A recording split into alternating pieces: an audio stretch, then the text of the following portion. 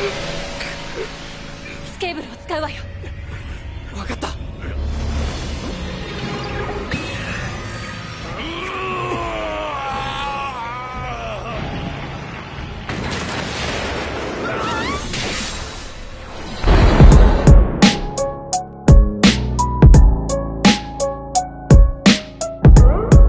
Oke, assalamualaikum, halo para pemakan segala, gimana semua kabarnya? Kembali lagi bersama saya Zen yang masih istiqomah dalam stalking Uhti-Uhti Indonesia Nusantara tercinta. Kali ini Zen akan merangkum Scarlet Nexus episode 2 yang pada episode sebelumnya Yuito telah berhasil membunuh salah satu Odress atau monster di saat misi pertamanya menjadi anggota OFS yang dibantu dengan Kasane-chan tentunya.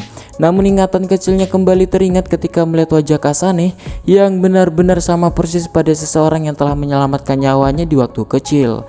Oke, sebelum ke ceritanya tolong bantu channel kecil ini dengan klik like, subrek dan share biar saya tetap semangat dalam merangkum cerita. Langsung saja kita ke ceritanya dan bekicrot.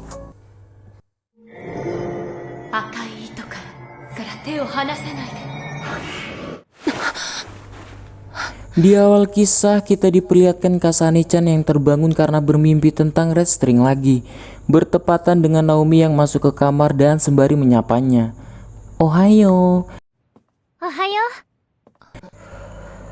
Dan mumpung paginya mereka tak ada tugas, Naomi hendak mengajak kakaknya Kasane untuk pergi berjalan-jalan karena ada sesuatu tempat yang ingin Naomi kunjungi, sembari menunjukkan boneka Daki-chan miliknya.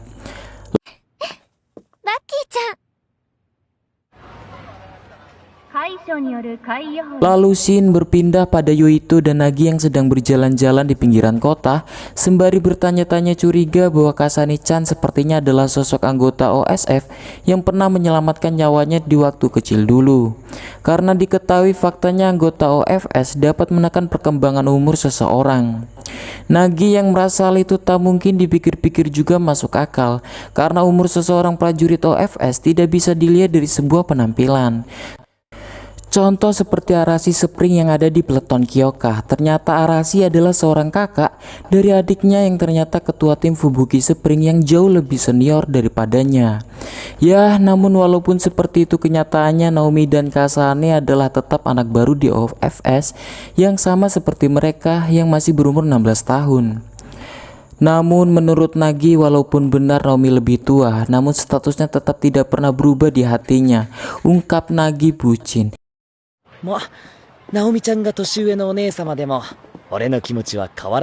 Dan hal itu cukup mencengengkan. Dan tampak Naomi-chan dan Kasane yang sedang OTW ke tempat yang ingin dituju.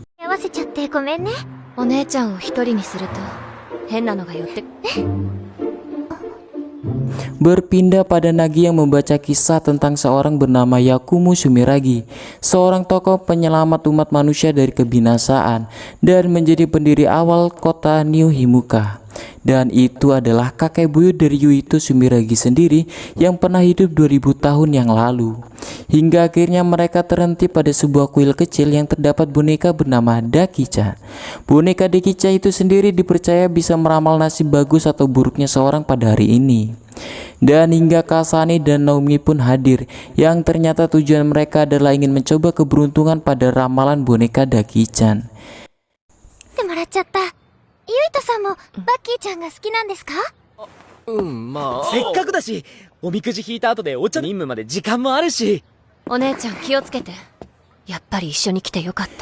Hingga Nagi yang terlalu agresif, Kasane langsung menghadangnya. Namun di saat itu juga Yuito yang masih penasaran tentang profil Kasane, ia menanyakan apakah Naomi dan Kasane mempunyai kakak yang jauh lebih tua daripada mereka. Dan Naomi menjawabnya hanya ada mereka berdua dan tak ada yang lain. Dan bertanya lagi apakah mempunyai kerabat atau tetangga, keluarga, nenek kakek, mantan Kang Soma yang pernah menjadi anggota OFS. Dan Nagi yang merasakan pertanyaan Yuito sangat membagongkan, ia pun langsung mengajaknya untuk segera mengambil boneka Baki-chan ramalan tersebut. Hingga saat mereka membuka isi dari boneka ramalan tersebut, namun sayang mereka bertiga mendapatkan ramalan nasib yang buruk di ramalannya yang akan menimpanya hari ini. Namun berbeda pada Naomi-chan yang mendapatkan keberuntungan di ramalan kertasnya. Naomi. Dan untuk memanipulasi malaikat yang bertugas di bagian nasib seseorang, Naomi berinisiatif untuk mengikatkan bersamaan dengan kertasnya di sebuah entahlah apa namanya, pagar harapan mungkin, supaya hal-hal yang tak diinginkan hari ini tak terjadi. Dan hal itu cukup membuat Nagi tambah terharu dan tambah bucin pastinya. これからみんなで頑張りましょう。優しい。なんて優しいんだ、ナオミちゃんは。 Scene berpindah pada ayah Yuito yang sedang bersama Kaito Sumiragi yang telah membicarakan seputar Odres dan berlanjut berbincang tentang adik Kaito yang ayahnya menanyakan bahwa ia mendengar bahwa Yuito telah berhasil membunuh Odres di misi pertamanya. Namun sang kakak yang menjadi panglima tertinggi OFS, ia mengungkapkan bahwa ia pun belum ada kesempatan berbicara dengan Yuito sejak Yuito bergabung di OFS. Walaupun mereka bersaudara, Kaito berasumsi tak boleh untuk memberikan perlakuan yang khusus pada Yuito. Dan tampak ayahnya pun memakluminya. Hingga akhirnya Yuito pun pamit pergi. Singkat cerita, waktu latihan pun tiba. Di latihan ini tim pelatuan Seto dan tim pelatuan Kyoka, mereka diharuskan bersaing untuk siapa yang paling cepat dapat meraih bendera yang berada di tengah akan dianggap pemenang. Namun tiba-tiba tim Kyoka mendadak hanya 4 anggota. Dan ya, ternyata Arashi sedang berhibernasi, tampak jauh berbeda saat ia sedang di dalam televisi, story, WA, dan Instagram, Facebook yang statusnya akan indah pada waktunya, yang tampak selalu bersikap aktif di media sosial. Namun faktanya di realitanya ia sangatlah pemalas. 仕方がない。手早く済ませるか。 Hingga akhirnya lomba pun dimulai dan saat bersiap mengambil posisi tampak Naomi yang menyemangati Yuito. Dan Kasane yang melihat hal itu merasa curiga dan khawatir, apalagi Naomi sudah menganggapnya seperti saudara sendiri sejak kecil. Hingga akhirnya Kasane menanyai secara the to point apakah kakaknya Naomi benar-benar menyukai Yuito. Sempat kaget dan mengelak, tapi mau gimana lagi, namanya hati sudah terlanjur nyaman hingga ia tak bisa mengelak. Dan Naomi hanya mengaku hanya suka sedikit. Mengerti apa yang sedang dirasakan kakaknya, sekarang ia akan memastikan bahwa Yuito adalah pria yang benar-benar cocok atau tidak untuk Naomi. Di tempat berbeda, tim dari Kyoka yang senior bernama Shiden Ritter yang berkemampuan elektro sedang mengawasi Yuito bersama rekannya bernama Gema Garrison yang mempunyai tenaga super. Tampak mereka sedang mengawasi Yuito yang sebagai musuhnya dalam lomba ini dan tak mau meremehkan lawannya karena diketahui Yuito telah berhasil membunuh Odres di misi pertamanya. Hingga semua sudah pada siap, para pemandu dari tim masing-masing mereka pun memberikan aba-aba dan lomba pun dimulai. Ready? やけどしないでね。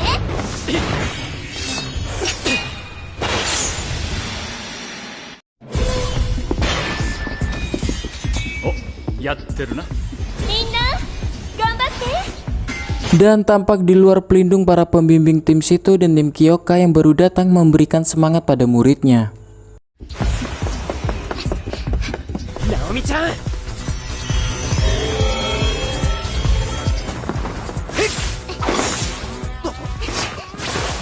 今のって。私の超能力は未来予知。いっ。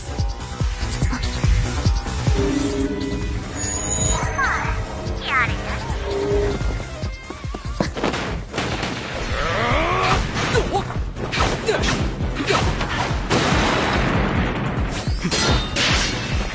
遠慮はいらん。さあ来い。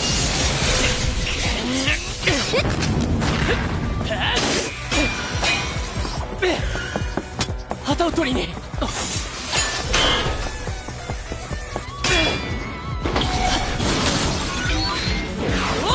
カサネ、ルール忘れてない。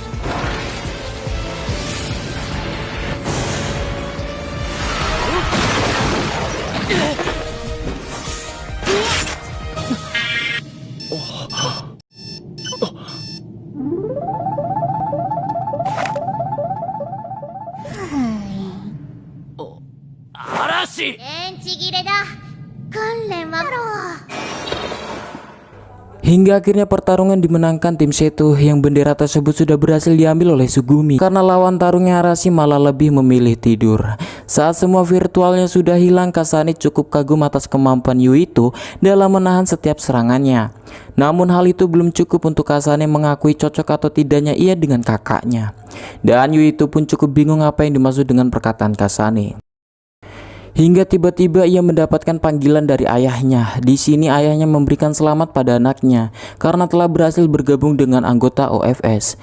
Meskipun sang ayah hasilnya tak setuju apabila Yuito masuk anggota OFS, namun ayahnya berpesan setidaknya kau jangan sampai cedera. Walaupun begitu, kau menjadi anggota OFS berarti kau sudah mandiri dan menjadi lebih dewasa. Dan jika ada waktu, sang ayah ingin berbicara tentang keluarganya dan sembari juga bercerita tentang almarhum ibunya yang telah meninggal. Dan akan mengajak Kaito kakaknya untuk makan malam bersama dan akan menghubunginya kembali.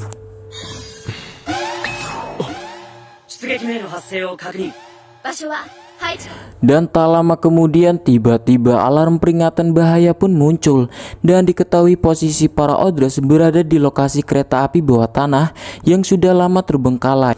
Dan tim Seto dan tim Kyoka diminta untuk segera menuju ke lokasi. Saat mereka sudah berkumpul, Wataru yang bertugas memberikan informasi dari markas mengatakan banyak para Odres yang berada di dalam terowongan ini. Namun kemungkinan sistem komunikasi akan terputus dan hanya mengandalkan kemampuan telepatinya. Dan kemungkinan tidak bisa menyampaikan informasi dengan baik. Hingga akhirnya para pembimbing pun memerintahkan untuk segera berangkat. Yoshi, Seto tai zenshin. Kyoka tai zenshin.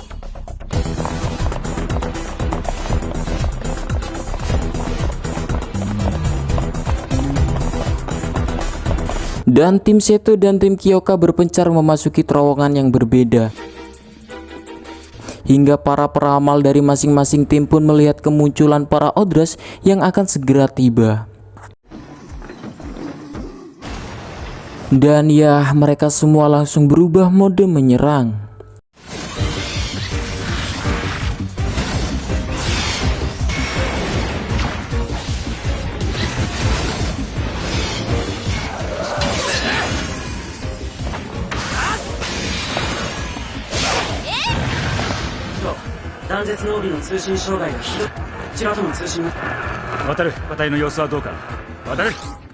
Namun keadaan diperburuk dengan hilangnya sinyal komunikasi mereka hingga Wataru tak bisa memberikan informasi lagi.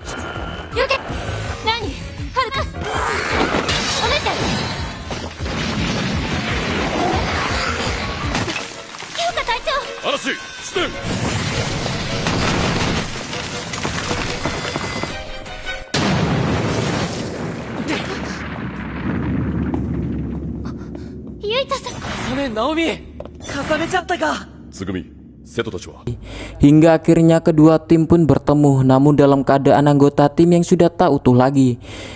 Hingga tiba-tiba gemuruh batu dari atas dan Naomi yang hampir tertimpa pun berhasil diselamatkan oleh Nagi.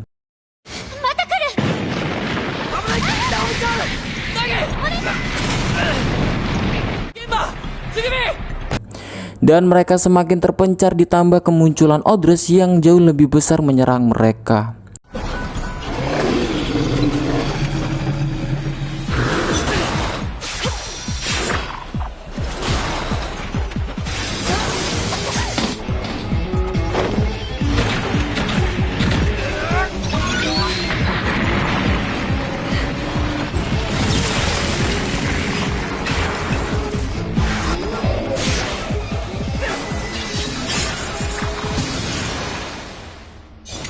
Hingga akhirnya monster itu berhasil dikalahkan. Dan dengan kekuatan supernya Shaden berhasil menahan rentuhan batu yang beruntung Sugumi bersamanya. Dan ternyata Naomi dan Ragi mereka terjebak di dalam sebuah lorong yang tertutup batu besar. Dan Naomi melihat sekilas masa depan ada segerombolan para Odres yang akan datang. Nagi-san. Dosta, Nagi? Matsui, kai ga oi. Oleh itu Shaden berusaha menghancurkan batu itu dibantu dengan kekuatan Yuito dan Kasane. Dirasa mustahil mereka menggunakan metode SAS, penggabungan kekuatan untuk menghasilkan kekuatan yang lebih untuk menyingkirkan batu penghalang ini.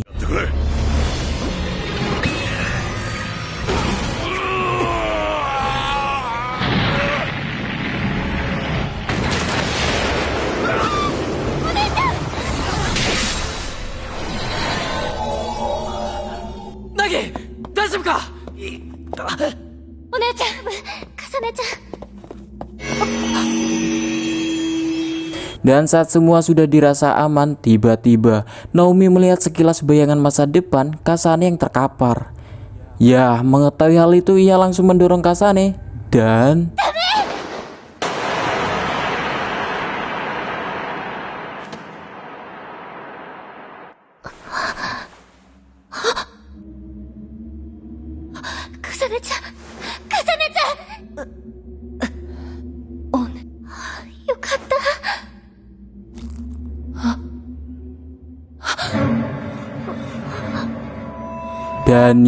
Dan faktanya Naomi lah yang tertembak tepat di dadanya. Dan perlahan semua berubah bercahaya.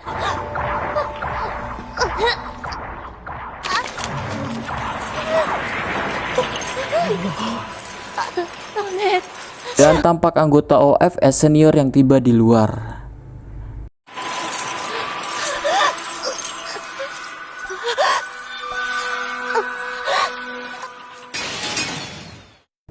Dan yang menembak masih tanda tanya, kira-kira siapa kue? Oke, sekian dari sekian spoiler. Oke, sekian spoiler dari Scarlet Nexus part 2. Next video lanjut part 3. Jika kalian suka jangan klik sumber dan share biar saya tetap semangat dalam rangkum cerita. Saya Zen undur diri. Bye.